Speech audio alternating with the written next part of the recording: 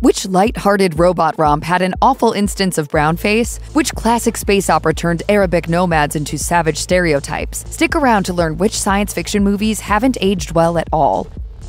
Lots of 1980s films were less than enlightened in their portrayal of women. Sexy teenage boy fantasies were a virtual industry unto themselves, and films like Porky's and Revenge of the Nerds were so comfortable with casual sexual assault that we can't laugh at them anymore. Science fiction didn't skip out on this trend with John Hughes' teen flick, Weird Science. There's a lot to like about this movie, including Bill Paxton as the jerky brother Chet, but that doesn't erase the film's creepy concept. Lisa is the ideal woman, portrayed by Kelly LeBrock. She's an AI imprinted onto a mannequin, but she's still bound to the whims of a pair of hormonal teens. Lisa's agency always comes down to serving their needs. It's a relief that all these two mostly need is a jolt of confidence, but by the end of the film, Lisa is still a servant out to help other teenage boys lift their self-esteem. She even cleans the house before she's off to her next mission. It's a rehash of how it's a woman's job to fix the men in their lives or mother their own partners. No thanks, I'd rather not. For fans, The Terminator is still a milestone of sci-fi horror, featuring Arnold Schwarzenegger's unstoppable killing machine on the hunt. From the viewpoint of Sarah Connor, played by Linda Hamilton, though, it's a twofold nightmare of stalking. The T-800 cuts its way through several women before it draws close to its correct target. It infiltrates Sarah's house, kills her friends, steals her family's information, and is willing to kill her anywhere, anytime, even in public. Meanwhile, Kyle Reese, played by Michael Biehn, has imprinted his fantasy idea of Sarah onto a photograph given to him by her future son, John Connor. Kyle is willing to sacrifice himself to meet his fantasy woman, but he has to violently abduct her without explanation, despite her terrified and flailing defense. Within 2 days, Sarah's just as obsessed with her well-meaning but frightening captor, and thus the future is saved via an awkward sex scene. The Terminator remains a great movie, thanks to terrific effects and Schwarzenegger's sheer implacable presence. However, the abduction as romance angle remains badly executed. Please don't try this dating tactic at home. Short Circuit is a sweet-natured movie about a robot that becomes sentient and decides he doesn't want to hurt people. Johnny Five, as the robot names himself, runs away from the military installation that created him and takes shelter in the home of a bookish young woman played by Ali Sheedy. Johnny is tracked down by his creator Newton, played by Steve Guttenberg. It's still a cute movie today, but it's less than great that white actor Fisher Stevens plays Ben Jabatuya, an Indian engineer. Stevens, who'd originally been hired to play a white graduate student, involved himself in attempting a fair and nuanced portrayal of Jabatuya, and his efforts do come through in the finished film. Since then, Stevens has been open about his regrets in taking on a role that should have gone to an Indian actor. The process of playing Jabatuya involved darkening Fisher's skin, which is unavoidably an example of racist brownface. Fisher sat with Aziz Ansari in 2015 and talked about being a young actor in need of a job, and of industry injustice that's still all too frequent. It was a necessary conversation handled well. Blade Runner will always be a classic. It's the masterpiece that helped put the visual power of cyberpunk stories on the map, but that doesn't mean it's without critique. The glorious but depressing near-future Los Angeles relies on borrowing the chic aesthetic of a neon-lit Japan. However, the city itself is lacking the diversity that LA displays in real life. It's a topic of frequent and necessary discussion, but there's also a little more to Blade Runner that doesn't feel great. The budding romance between Rachel and Rick Deckard is based, like much of the story, on noir tropes. That means gruff, manly men pulling their desired partners into passionate clenches that are only consented to afterward when the lady admits she actually wanted it. That's already scary and tiring for women. But tensions on the set between Harrison Ford, Sean Young, and Ridley Scott only added extra vehemence to the scene where Deckard shoves Rachel against the wall in desire. It's an uncomfortable scene to watch, even without knowing the details about the film's production. Very. As a whole, Star Wars has finally begun the work of rehabilitating how it portrays some of its alien cultures. While the obvious argument is always, it's fiction, there are very few societies in fiction that don't draw from real life.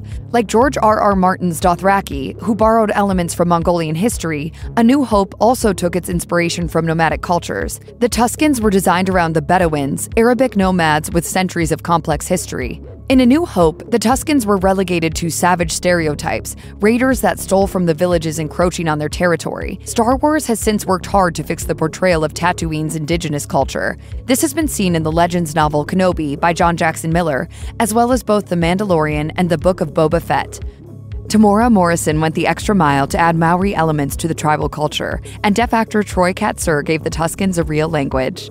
However, with Boba Fett's family band of Tuskens all brutally killed off for shock value, it's clear there's still a ways to go. I will resolve this.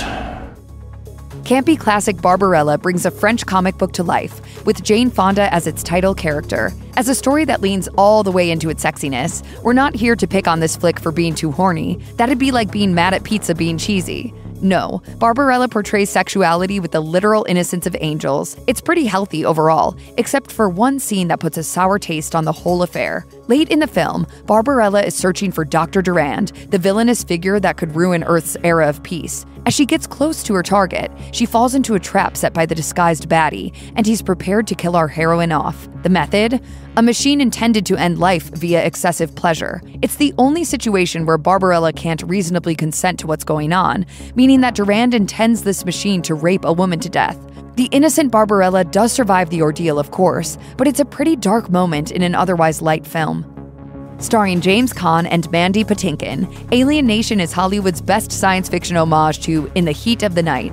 Upfront about its themes of cultural and racial integration and segregation, the flick uses the alien tectonies, or newcomers, to stand in for real-life bigotry. Caan plays the old-fashioned detective Sykes, a man of hard prejudices who gradually accepts his new alien partner, San Francisco, as they chase down the roots of a terrifying new criminal empire. The film's willingness to talk about its big themes in between its hard-boiled action makes its opening absolutely bizarre. Francisco replaces Sykes' original partner, Tuggle, who was killed in the crossfire of a newcomer street fight. Tuggle's death is a by-the-numbers example of the black character dying first, an exhausting and unnecessary trope that portrays black men and other minority groups as disposable to empower the actions of a white lead.